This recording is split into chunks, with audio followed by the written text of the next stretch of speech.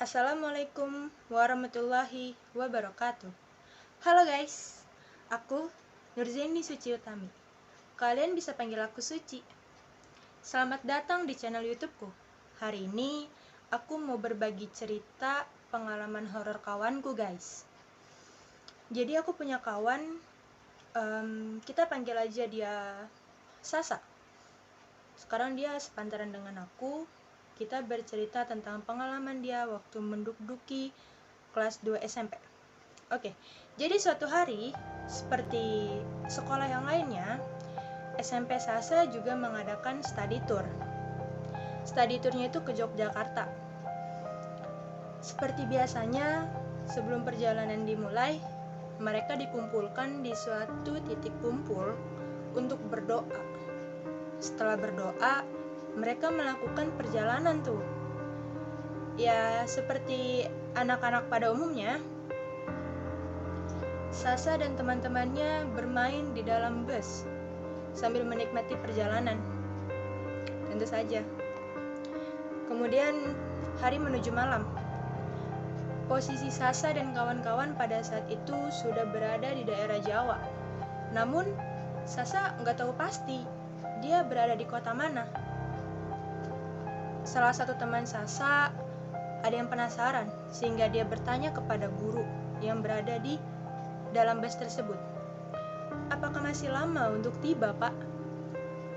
Gurunya menjawab, mungkin sekitar 2-3 jam lagi akan sampai. Oke, dan pada saat itu jam menunjukkan angka setengah 10 malam. Semua orang beristirahat. Warga belakang bus sedang asik berfoto-foto dan warga depan sedang beristirahat. Tapi saat itu pacarnya Sasa dan kawannya sedang bercerita horor. Sasa yang merasa nggak nyaman marah.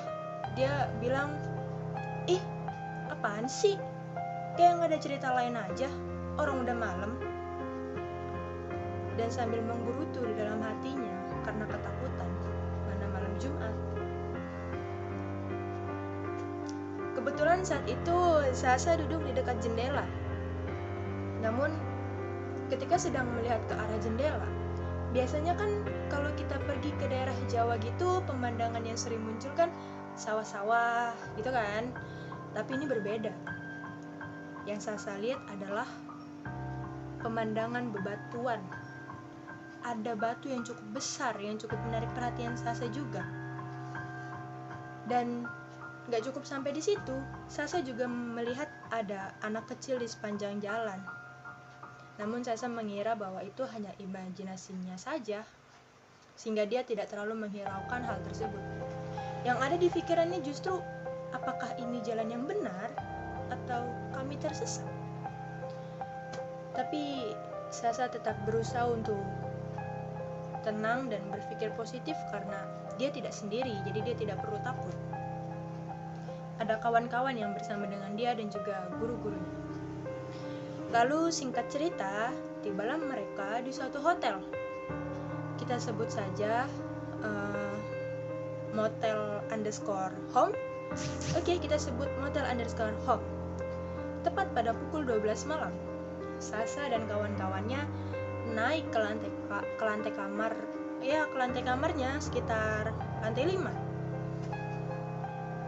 Baru sampai di lantai 5, pintu lift itu terbuka.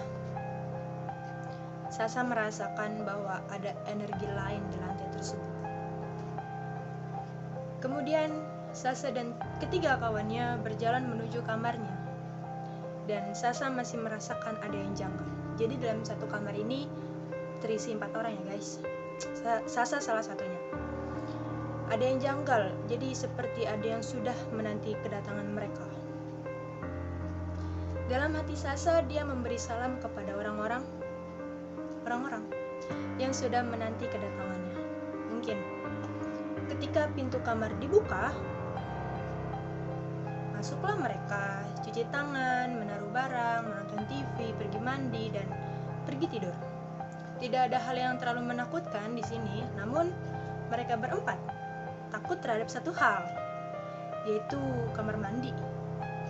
Mereka khawatir ada yang menyalakan keran ketika semua orang tertidur. Memang sih, ketika Sasa pergi mandi, seketika baru sampai tadi, Sasa merasakan ada yang sedang memperhatikan ke arahnya. Namun, Sasa tetap berusaha berpikir positif. Mungkin hanya perasaannya saja, karena sudah malam juga dan kecapean mungkin ya. Singkat cerita, hari menjelang pagi. Sasa dan kawan-kawan bergegas pergi untuk sarapan dan melanjutkan study tournya. Tujuan pertama mereka adalah pergi ke Keraton Yogyakarta. Tidak ada hal yang menakutkan juga di sini, selain ada beberapa benda yang memang terasa seperti ada energi positifnya. Lalu mereka ke tujuan kedua, yaitu Gunung Merapi. Mereka semua sangat menikmati kegiatan tersebut.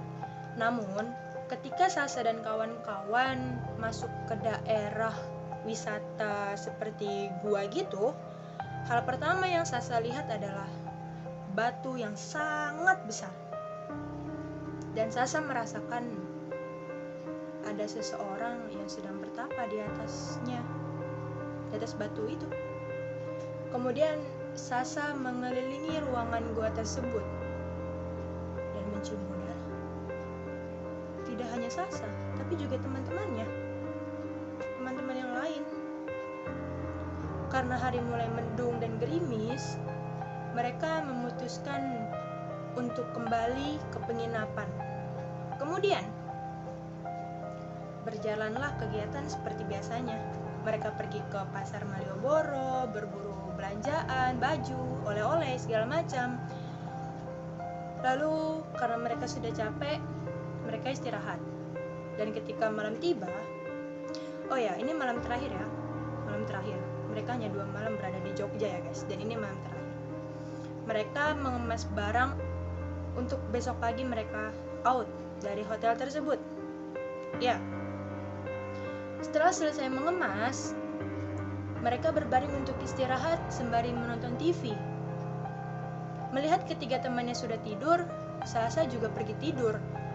Tapi belum lelap dia tertidur, dia sudah bermimpi di samping tempat tidurnya itu ada Poci yang kumuh, pucat, terbaring di tempat tidur kawannya yang sedang menonton acara yang sama.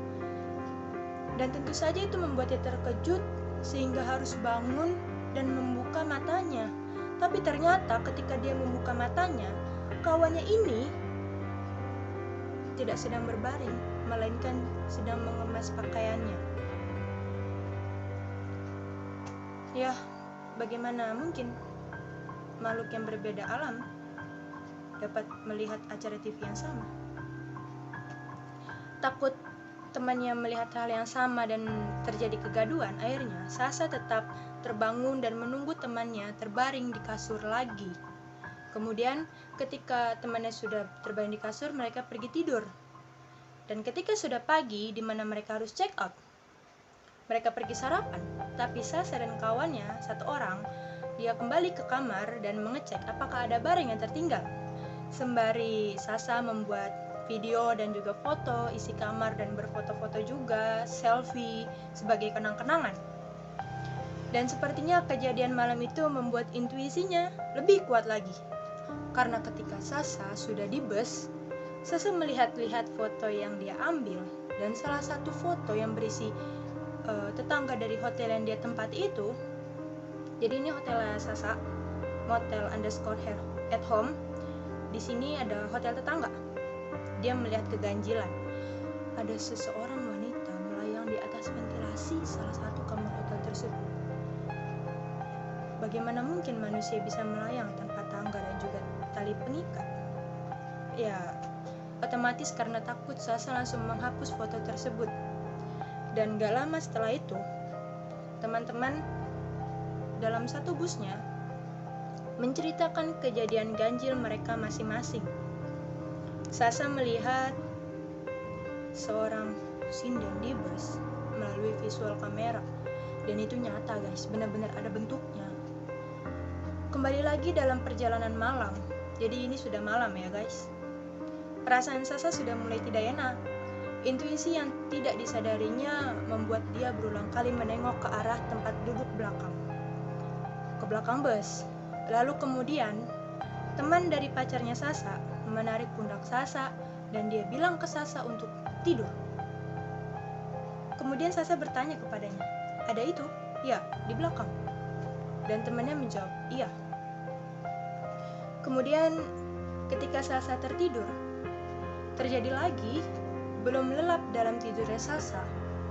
Sasa ini sudah bermimpi kalau di tempat duduk belakang bis ada sosok berwarna hitam gelap memegang tongkat bendera. Dan Sasa terbangun.